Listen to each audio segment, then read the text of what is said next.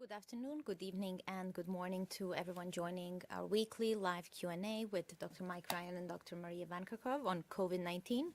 Today we will provide latest updates on the epidemiological situation, but also on the new variants that we are tracking and other aspects of the pandemic response. So if you're watching us on Twitter, please use the hashtag AskWHO. If you're watching us on other platforms, please use comment section to send us your questions. Our team is monitoring, and I will pass them to Mike and Maria as usual.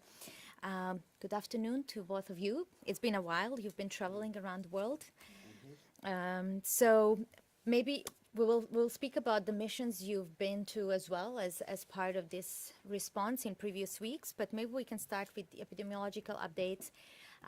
What are the cases rates, mortality rates, but also where are the transmission hotspots at the moment? Maria? Thanks for having us back again. We were just saying it feels like it's been a long time since we've done one of these, so it's good to have the opportunity to talk about COVID in the context of all the other things that are happening worldwide. So, in brief, the virus is still circulating at a pretty intense level around the world. It is quite different and dynamic as we look around the globe. I'm looking at the latest data that we have, and we'll be publishing again our weekly epidemiologic update tonight. And this is a wealth of information, which will include not only the global trends, but also regional trends, as well as an update of the variants of concern that are circulating globally. So please do check that out and look at that. And massive thanks to everyone that contributes to that incredible document. In the last week, we had about 2.7 million cases reported to WHO. Again, we have to take that with a grain of salt because surveillance has declined globally, testing has reduced massively, and so the number of cases that are reported is not really a true reflection of the number of cases that are occurring around the world. And there's varying trends around the world. In the Americas, we saw a slight increase in cases being reported in the last week. In Europe, there was a decline in cases, but 1.5 million cases were reported in Europe alone last week. And we are concerned in the northern hemisphere. We are starting our winter months, the cooler months, where we expect to see increases in circulation of respiratory diseases like COVID-19, but also of influenza, of RSV. Some countries are reporting significant circulating of RSV in children. So it is quite complicated in terms of people may not know what they have if they're feeling a little bit unwell. But SARS-CoV-2 is circulating pretty intensely. So it varies around the world, but it's fair to say that this virus is circulating quite widely around the world, and it's Omicron that still remains dominant.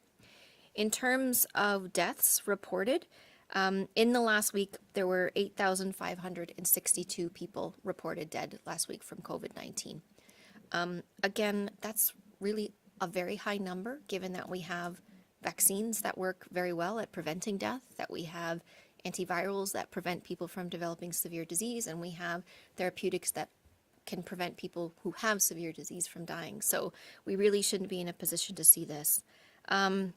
We did see some declines in most regions of the world, with the exceptions of the Eastern Mediterranean region, where we saw an increase in deaths. So it's dynamic. Overall, we are in a much, much better position with regards to COVID-19 as we were last year or even the year before that. But what we're trying to do is make sure that we can manage this virus, we can manage this disease and save lives now while we get all of our lives back on track. So it's dynamic. It's pretty intense. And I think a lot of people out there know people who are feeling unwell, people that are sick. And so we just want to make sure that people use the tools to keep themselves safe. Thank you so much, Maria. And Mike, we are already receiving some questions, including from Paolo Alberto Kaliman Borgs, who is asking if COVID-19 is growing again. Maybe there was a bit of wrong impression that COVID was disappearing.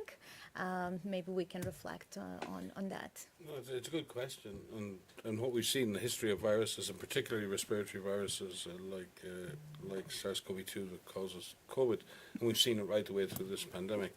These waves, viruses tend to move through an area, they pass through, and they pick up all the people who are susceptible, and it moves through, and it goes to the next place and the next place, and eventually, a number of months later, it comes back. And historically, it comes back in colder months when people are more likely to transmit to each other, when older people may have lost some of their immunity. They were vaccinated quite a while ago. New children are born in the case of flu. So you end up with a population becoming more susceptible and the conditions for transmission increasing. So that's essentially what we're seeing in the Northern Hemisphere. The conditions that promote transmission have increased. It's getting cold, people are moving inside, people are gathering again, and at the same time, many people remain unvaccinated.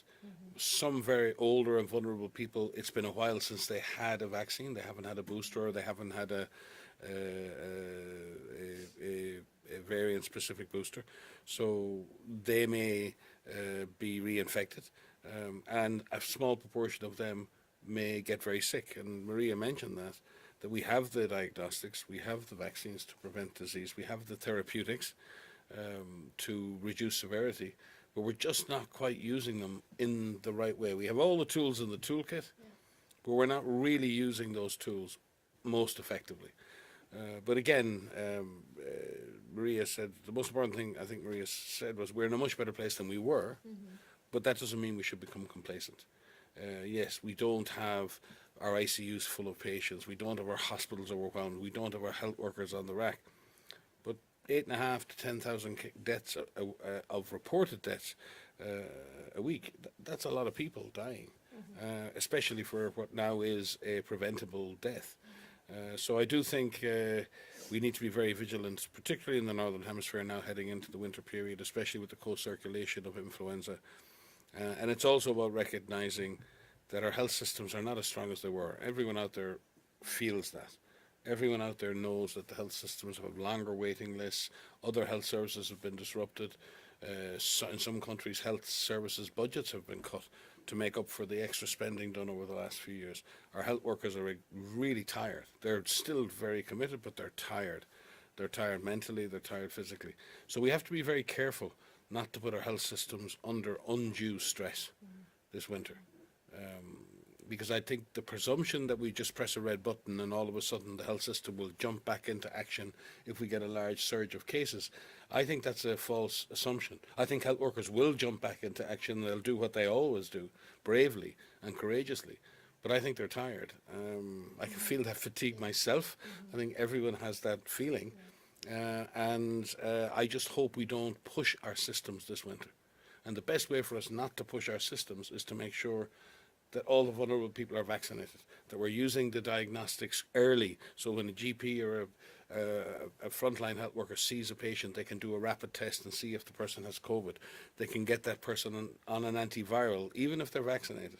Get them on an antiviral if they're vulnerable. They can be admitted to hospital early and get oxygen so that they have an easier course of disease or have steroids. So I think we can avoid the worst of the sickness and the worst of the deaths and the worst of the stress on the health system if we use the tools we have right now to increase vaccination rates, increase testing rates in vulnerable people, and make sure we get the antivirals to them early in the course of their disease. Remember, these antivirals are most effective if given within 5 days of onset of infection, and usually within 3 days. So getting a person who's vulnerable on treatment early is absolutely essential. And I don't believe we're doing that well enough. We're not. No, we're really not. And I think countries are really struggling with this at the moment, especially in the context of everything else that is happening in countries. We recognize as an organization and ministries of health recognize that COVID-19 is not the only crisis that they're dealing with. And in many respects, we're in a much better position to deal with COVID because we have all of these tools.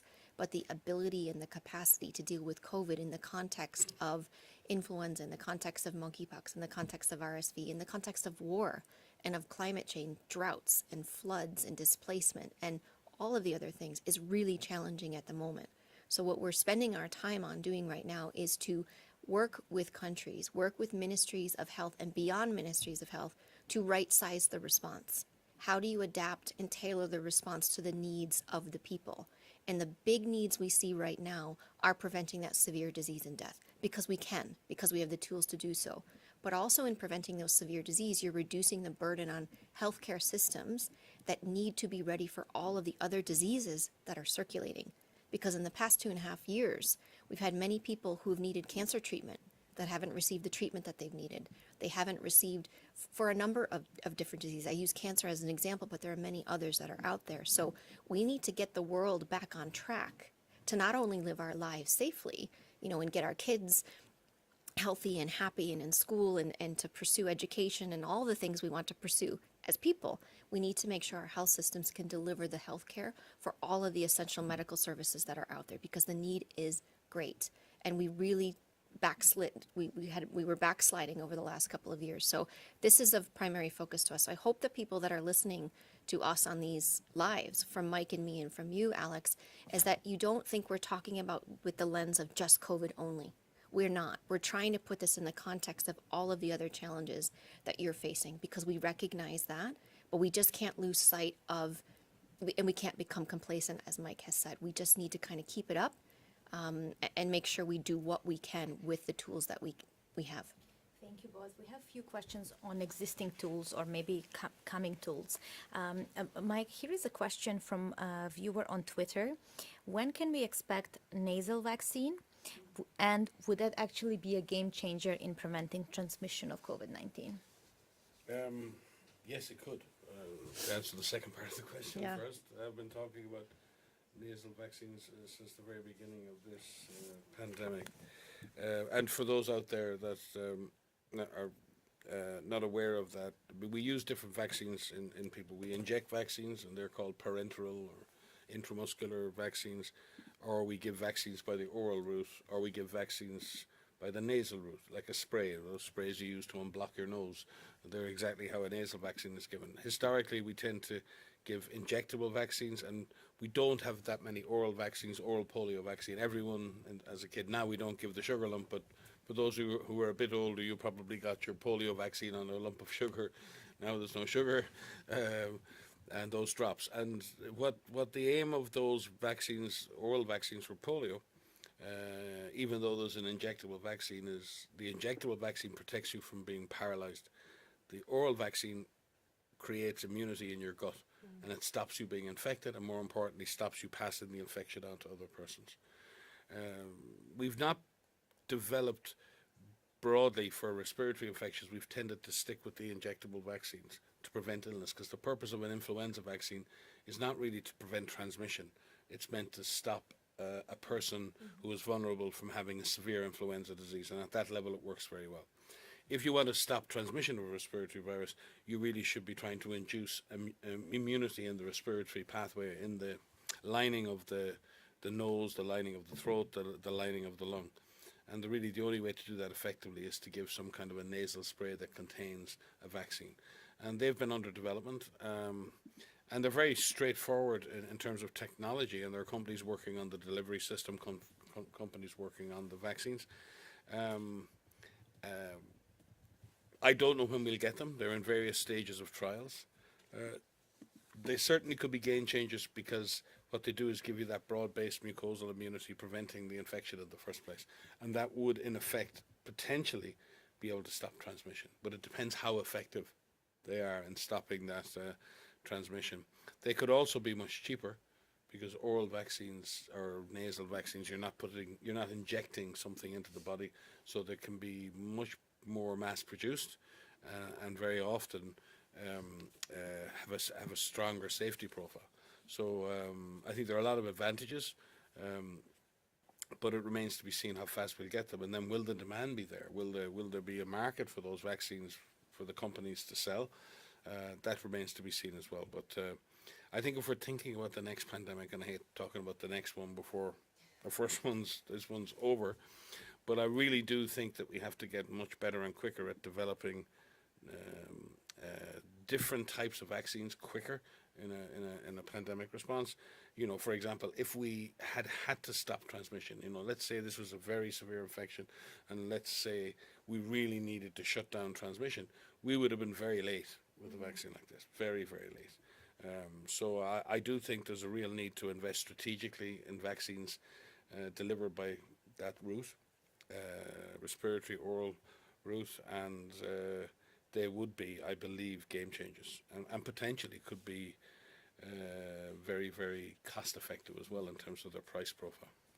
Thank you, Mike. Maria, also speaking about the tools, and you were talking about health system dealing with various crises. We have two follow-up questions about COVID and health systems. One is from Frieden Kirsten, watching us on Facebook. Is it still advised that doctors and their patients use masks in medical facilities? And the second one is from Rima Attar. What precautions should be put in place to reduce the number of hospital-acquired COVID infections? Great questions. So yes, I mean, as we talked about, vaccines are one of the ways in which we are using to control COVID to prevent severe disease and death, but there are other tools that we have until we have nasal vaccines that can work on infection to actually prevent infection and transmission. We do recommend universal masking in health facilities during this time. So this is masking in anyone that's in a health facility, whether you're dealing with patients or you're in the health facility yourself. And there are different recommendations for different types of healthcare workers based on what you're doing, wearing respirators, wearing advanced precautions for airborne precautions, or just wearing regular medical masks in other parts of the hospital. But this remains a key recommendation that we have. We actually are updating this guidance right now, and we will be updating further guidance, but this is something that is still in place, and that should be clear across all health facilities around the world. And we do have ample supply of personal protective equipment. We do need to make sure that that reaches health workers and frontline workers in all countries around the world. We would also like to say, while I have the floor, we would also like to see advancements and innovation around personal protective equipment, particularly for women who make up a large proportion of the health workforce. Personal protective equipment that could be reused, that could be sterilized. I mean, there's a lot of room for innovation in this part of the space that will be beneficial for SARS-CoV-2, for COVID, but also for other infectious diseases. To prevent nosocomial infections within healthcare facilities, there are a lot of provisions that are in place. Part of it is masking, and different types of masks or respirators that can be used by different people across the hospitals. But it also includes engineering controls and other types of controls within the health facility itself. So disinfection, ventilation, and improving, really importantly, ventilation where you have aerosol generating procedures, but where you have known patients or where you have suspected patients, because you don't want the virus to be passed to others in the hospital who are not sick with COVID or even suspected to be sick with COVID. But it also includes making sure that the workforce is trained and updated in their training to make sure that they have the latest protocols in place to know what to do for SARS-CoV-2 and the different variants that are circulating. And it's infection prevention and control. And what we would like to see is an improvement in infection prevention and control across the board in terms of elevating standard precautions, which are called standard precautions, and then updating those for droplet precautions, for airborne precautions where necessary. So it's something that we as an organization are working on for COVID, but also for infectious diseases. If we can improve infection prevention and control in health facilities in general, that will be beneficial for all infectious diseases. So this is something that's really critical and also needs to be maintained and sustained going forward. It's not an on or off switch. Infection prevention and control in health facilities, and there really are incredible health workers out there specialized in infection prevention and control that train health facilities, that train the nurses, the doctors, the cleaning staff, the attendants, all of the people who deal with patients, to ensure that when someone goes in hospital that they not only receive optimal clinical care, but they also do that under safe conditions. And it's important too, when we think about that broader issue of IPC. Very often, and this is a sad truth, is poorly resourced, poorly managed health facilities often end up as zones of amplification of disease. We've seen it with Ebola, we've seen it with Lassa, we've seen it with Marburg virus, we've seen it in COVID, we've seen it in long-term care facilities. The reality is that the place where you should seek and get the best possible health care is a place where you come together with other people who have potentially other diseases, other vulnerabilities. So it's really important that they don't act as zones of amplification. There is, at the World Health Assembly this year, we had a resolution from all the member states unanimously agreeing to really focus in on this whole idea of infection prevention and control in healthcare facilities. This doesn't happen by accident. This needs investment. It needs training. It needs a focus on space and a focus on on equipment and a focus on all the things, ventilation, and all, in the whole design of the facility, in the running and the management of a facility, and then what's prioritized. And this is a big issue. If we do better in general in IPC in our health system, then we'll do better at reducing the chance that epidemic and pandemic viruses will transmit in future in these facilities. Today, actually, we have a whole expert group meeting on reviewing IPC in epidemic and pandemic settings with April and her crew. So that's going on. So that whole process of setting standards in this field is really important. But we need a broader movement to make our, in a sense, we need to make our hospital system carbon neutral. We need to, we're doing that with providing solar power for healthcare facilities. We need to make our healthcare facilities resilient to natural disasters. In fact, in the Caribbean now, some of our Safe Hospitals initiative has some of the safest buildings in the Caribbean. In fact, they're often used as emergency operation centres for the whole government, because we're really redesigning hospitals to be resilient for a future that's going to have more climate events. So the same way, we need to build our hospital system and our processes to be safer and more resilient in times of epidemics or times of pandemic. And that means making sure they're not part of the problem, that they're part of the solution. And in that sense, IPC, infection prevention and control, is absolutely central to the quality management of the healthcare system. And it is the Cinderella science. It's underinvested in.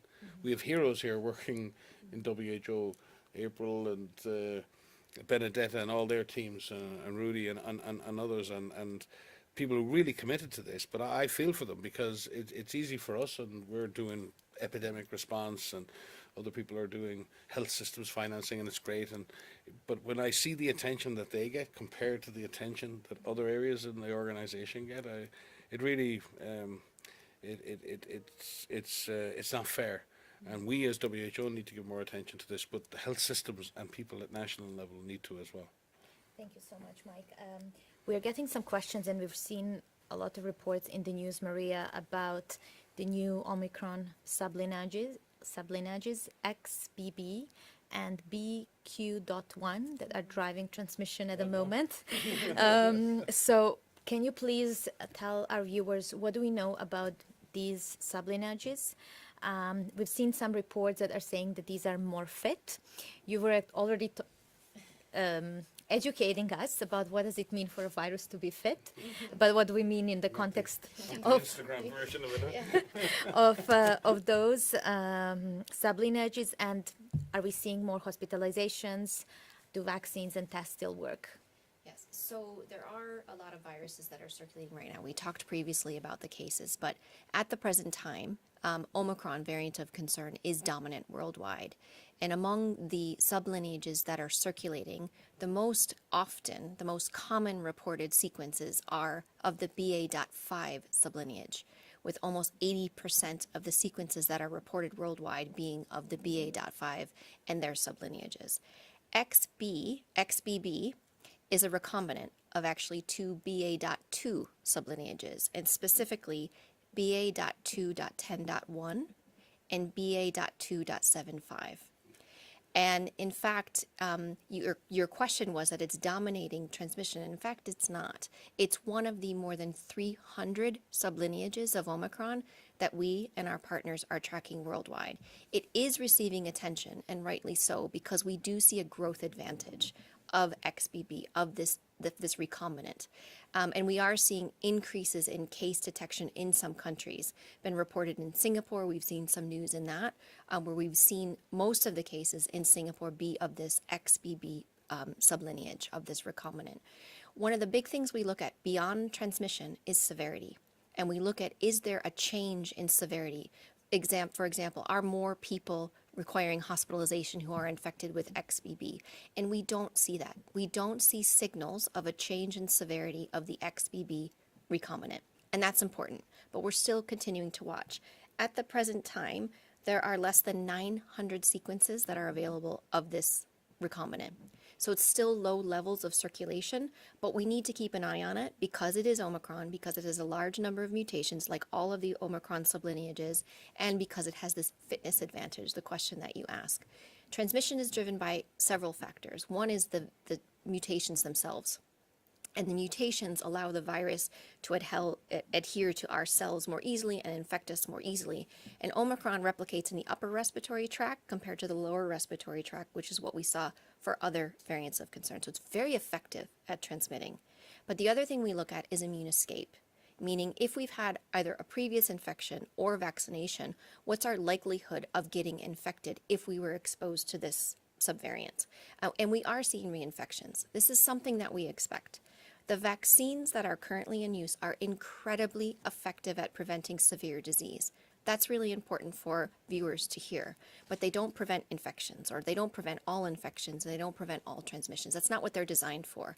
If we have these intranasal vaccines that are hopefully will be coming online, they could target transmission and infection, but we don't have that yet. So XBB is a recombinant of two BA.2 sublineages, and it is circulating in some countries. The TAG VE met yesterday to discuss this even further, to look at what we understand. We do see increased transmission, but we don't see a change in severity. Our diagnostics works, our vaccines work, but we do see reinfection. So this is one to watch. The other one is BQ.1, which is a subvariant of BA.5. I know this sounds a little bit confusing, but this is another one that we're keeping an eye on. And at the present time, it's been detected in 51 countries, and we have less than 5,000 sequences globally of this one. And again, we're looking at the same thing: transmission, severity, and the use of diagnostics, therapeutics, and vaccines. This one also has increased transmissibility, but we expect that of all of the subvariants that we're detecting. That's what viruses do. They become more fit. They need to outcompete all of the other viruses that are circulating. We also, for BQ.1, we also do not see a change in severity. This is important. This is what we're looking at in terms of the proportion of people infected with this sublineage. Are we seeing an increase in people requiring hospitalizations? We don't detect that in any of the data so far. But again, we need to watch. The thing that concerns me the most right now is our ability as WHO, with our expert networks, to analyze these variants, these sublineages. With more than 300 sublineages of Omicron circulating, there's a lot to analyze. There's a lot to assess. There's a lot to discuss. With testing declining, with sequencing declining, with analysis reducing, because we don't have the ability, we don't have the viruses to be able to do the studies on, our ability to assess these, make determinations, is reduced. And that puts us at a disadvantage. We don't want to give this virus any more advantages. It's taken advantages of us over and over again, and it still has a lot of room to change. So it's a mixed picture out there, but these two particular subvariants we're looking at, XBB and this BQ.1, but there are many others. I could read you a laundry list right now of different letters and different numbers. I think what's important out there for the viewers is that they understand that Omicron variants of concern are circulating. The virus is thriving right now because we have very few provisions in place to prevent infection and transmission. Distancing, masking, improving ventilation, staying home if you're unwell, making sure we have good surveillance. That's not as strong as it was previously, and the virus is taking advantage of that. So among the 300 sublineages of Omicron, there are several that are on our radar. These two are ones to watch. We have great partners in countries. A special thanks to colleagues in Singapore who are sharing information with us readily and quickly.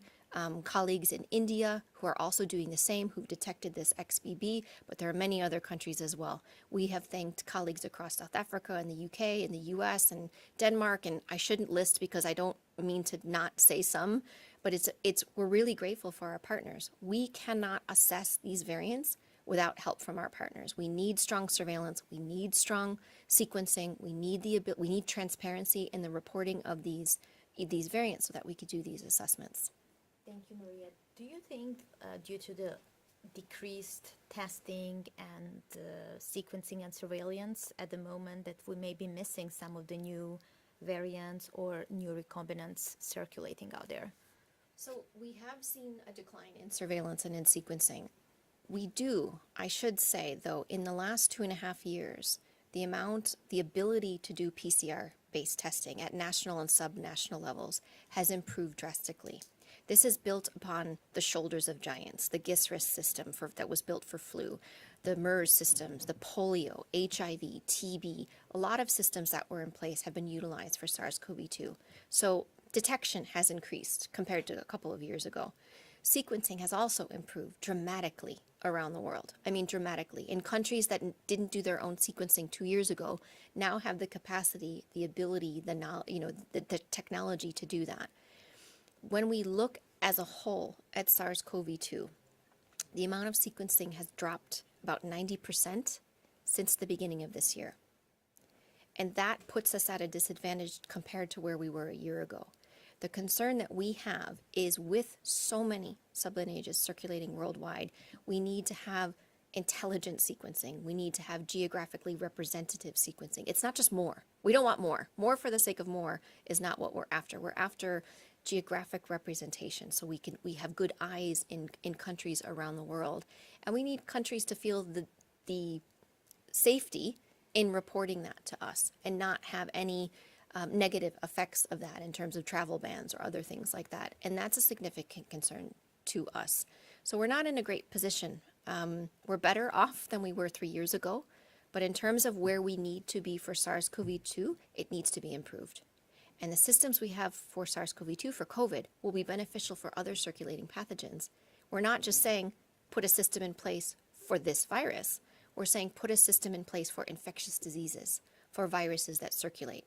There are many respiratory diseases, so integrating respiratory disease management and respiratory disease surveillance is important, but also other pathogens too. So there's a lot of benefits for what we do for COVID will be beneficial for other things going forward. The two things we lose with the drop in testing for me is we lose speed of being able to say we have a problem. We will detect any new variants that emerge, but because we don't have as many places testing, it's a bit like a smoke alarm in a house. If you've only got a smoke alarm in the basement, well, your house is going to be well on fire by the time that smoke alarm goes off. Yes, you will detect it eventually, but your house is burnt down. So there's an element there of how soon do you want the signal. So the more places we have testing, the sooner we get the signal. The second thing we lose is certainty. We ask the question, is it more transmissible? Is it more virulent? Is it going to kill more people? That's the first question you asked. But to answer that question, all scientific questions have a range of uncertainty. And the more observations you have, the more likely it is that you're more certain or confident in your. We often talk about confidence limits, and we say the chances of this virus being more virulent is X% with the confidence limit. In other words, I'm confident, I think it'll be 10% more severe, but I'm not really confident.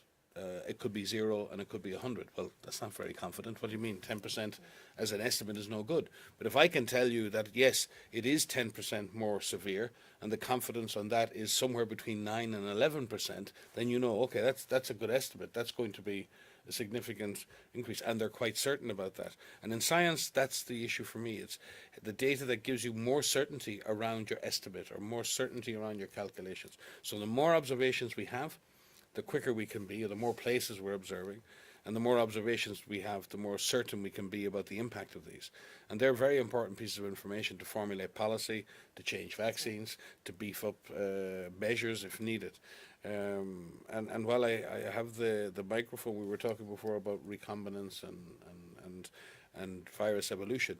Viruses don't evolve in the air. They don't recombine in the air. They don't recombine on surfaces. They don't evolve on a surface. A virus only changes in the process of infecting a human cell.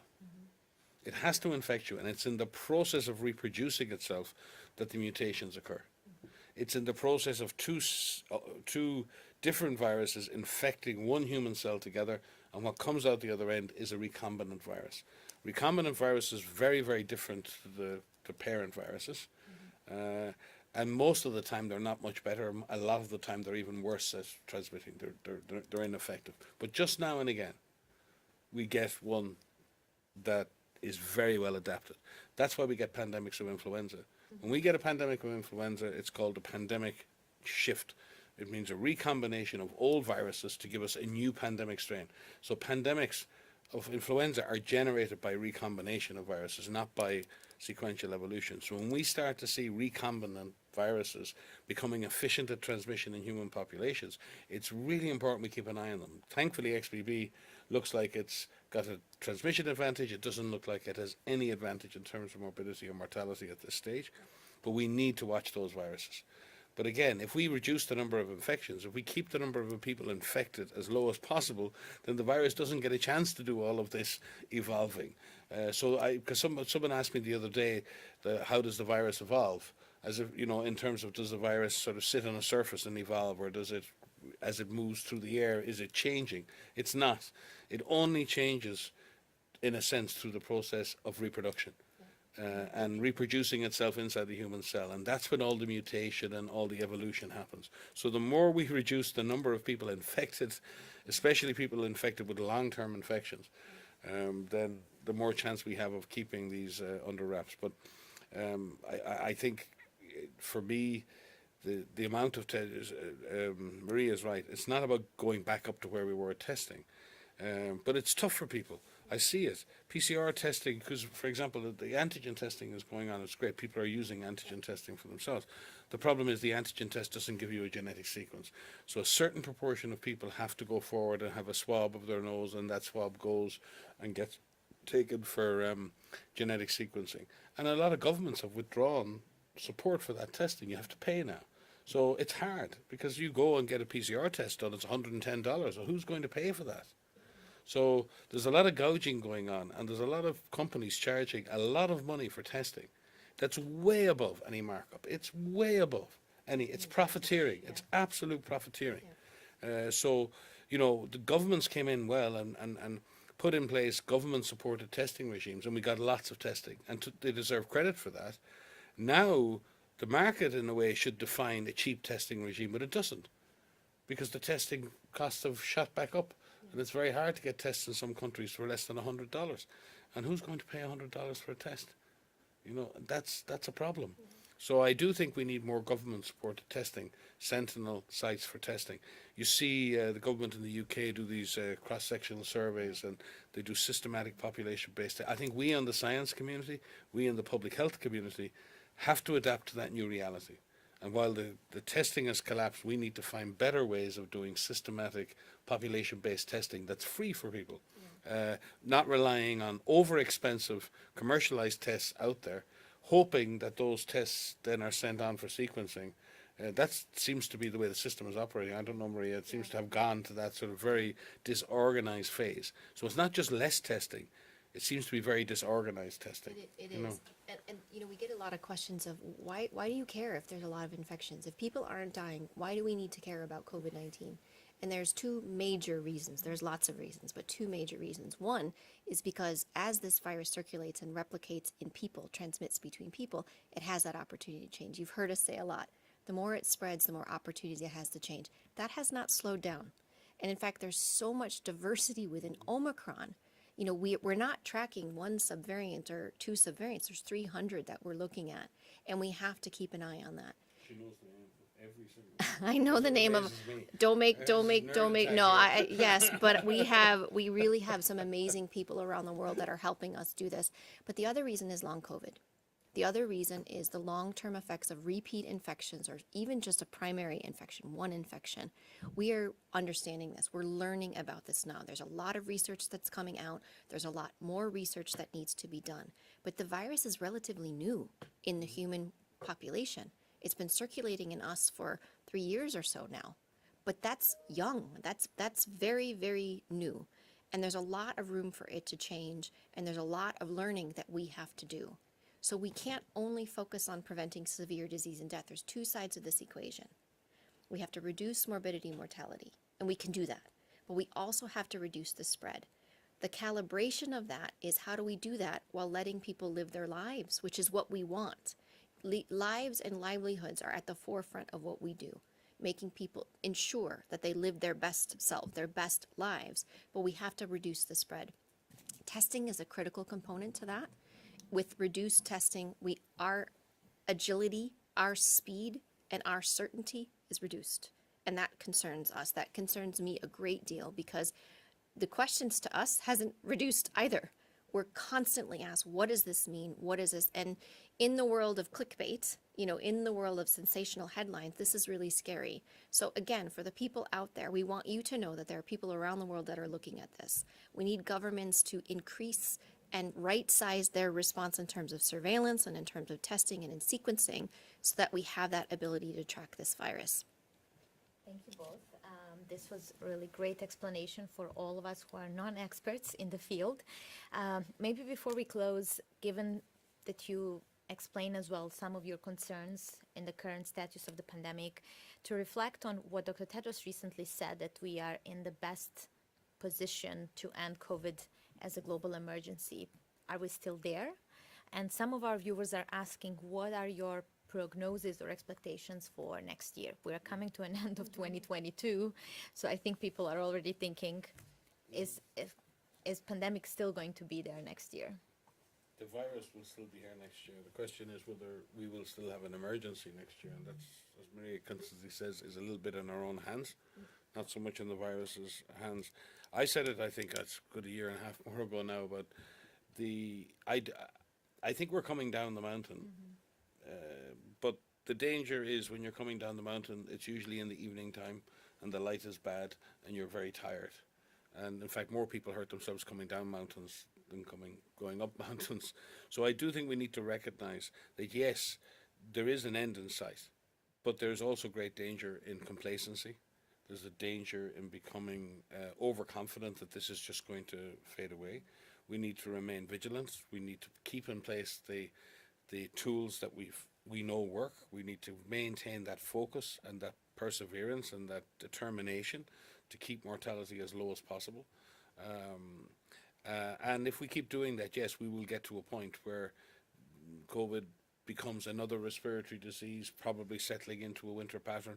But it won't go away as a public health problem. I honestly don't believe it will. I think it's here to stay, in the sense that it'll become another circulating virus like RSV, as Maria said, like influenza. And we'll just have to keep an eye on it in the same way over the coming years and see where it goes.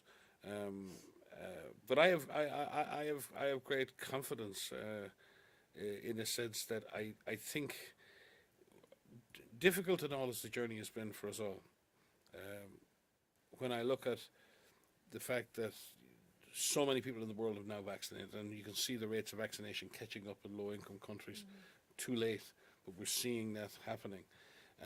We're seeing huge solidarity around the world. There are lots of problems, but huge solidarity.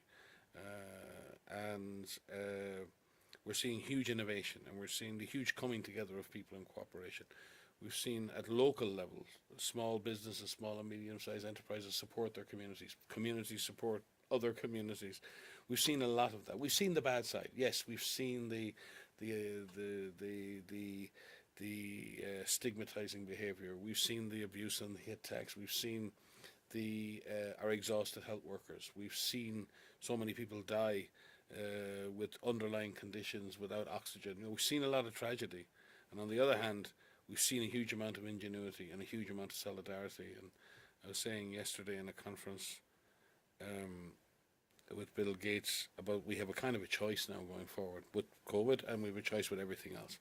We either choose that side of greed and sort of competition and the idea that the pandemics are a place to make profit and a place to establish your superiority over others, or we can see this is a massive opportunity to continue innovating, to continue cooperating, to create a new future in which cooperation and solidarity and innovation and ingenuity and networking and all of these things that we see as positive become the norm, and not all the other stuff we've seen. And I've seen enough of both sides of that equation in this pandemic to make me believe that I think the world wants to go, the ordinary people, me, you, others, we want the world to go in the direction of cooperation and the direction of solidarity.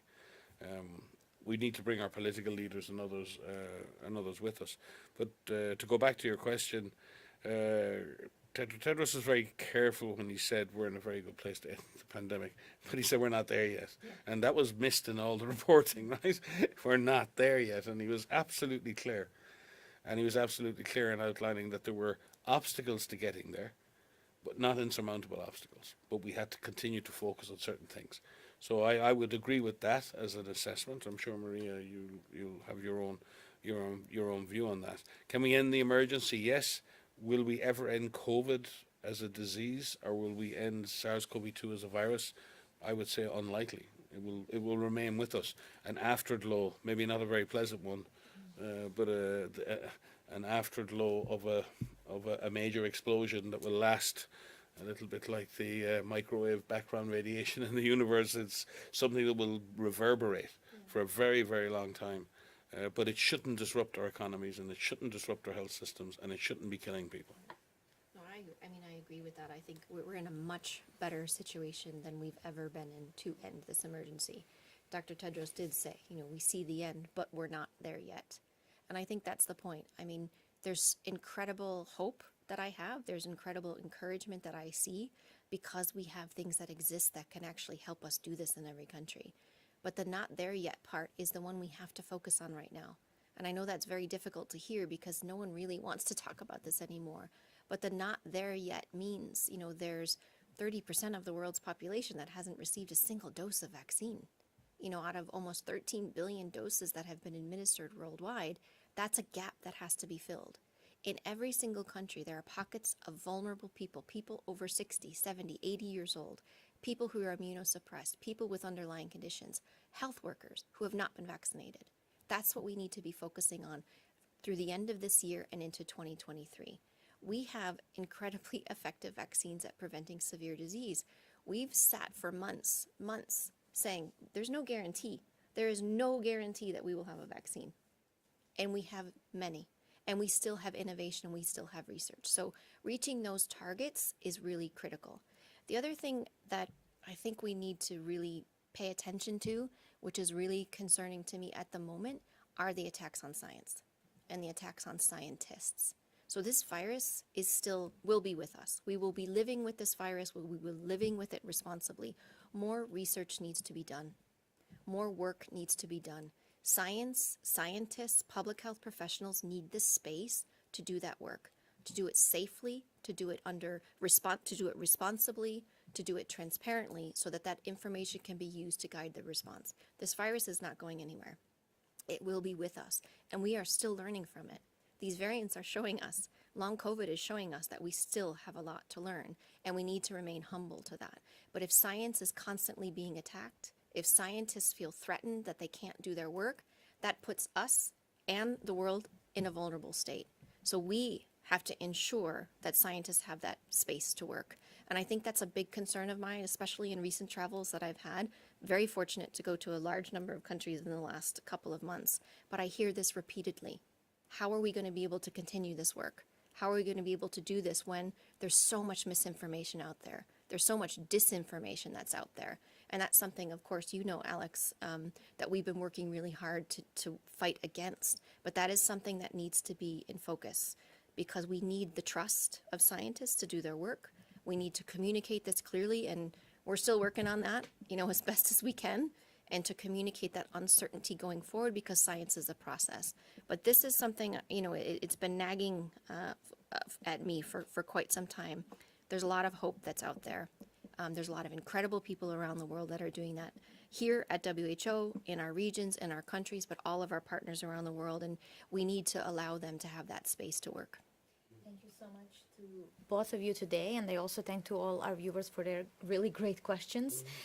We haven't managed to answer them all, but There was one thing we were going to discuss. I think at one point you said there was a question on long COVID. We won't talk about it today. Maybe we'll talk about it tomorrow. But I just want to say for myself and Maria, because a lot of people out there now are coming into 2.5 years. People have been struggling for a long time, and they really have this sense of, I should be better, and then other people look at them and say, you should be better, what's wrong with you? And we get into this really sort of stigmatizing cycle. More and more evidence is accumulating that, this post-COVID condition, long COVID, it's real. It's a physiologic effect that's affecting the body and people's minds. And there are more and more pathways being discovered that can explain why people are having these long symptoms. And it's really, really important for people out there suffering that they know that we have you in our minds. We have you in our plans for how we're working. It's a priority for us. And you know what you're experiencing is real. It's not made up. It's not imagined. This is really, really important for people out there to understand that, and it's really important for families and friends and people around those who are struggling with post-COVID condition to recognise that, and to recognise that we need to continue to show that solidarity, continue to show that hope, but also to say there's hope on the horizon. I mean, there will be increasing understanding of this condition and increasing therapeutic approaches to supporting people who have it. So just we can maybe discuss it in more detail at another meeting, but I thought it was important for us to read, because people are struggling out there. I have friends of mine, and they are really struggling. And these are not people who are sitting back. These are people who are, you know, really active people, and they really are struggling. And it's I won't call it a pandemic, but it's certainly an after effect of the pandemic that's going to live with us. And people are living with this condition, and we need to do more to support them. Yeah, and if we could just thank those who are focusing on this. You know, we have incredible patient groups out there that are advocating for people around the world, adults and children. We do thank funders who are prioritizing funds to be able to study this, and we need to ask for more. There needs to be more funding for research related to post-COVID-19 condition in terms of recognition and testing that could be done, in terms of evidence-based guidance for treatment, for rehabilitation, for support for those who are suffering from this, but also their families. And there isn't enough right now. So this is one of the things we have to continue to prioritize, and it is a priority of ours. And I think we will continue to say this until people really hear it, because we hear too often that it isn't being recognized, but it is something that is a priority for us going forward. Thank you so much to both of you. And again, thanks to all the partners, patient groups, health workers who have been working closely with us. I also want to thank to our viewers from the US, Colombia, Switzerland, Mexico, Nigeria, Brazil, Niger, Nepal, South Africa, Zimbabwe, Saudi Arabia, Germany, and many others for watching us today, but also for sending us their questions. Please follow our social media channels and website for any updates. And until next week, please stay safe.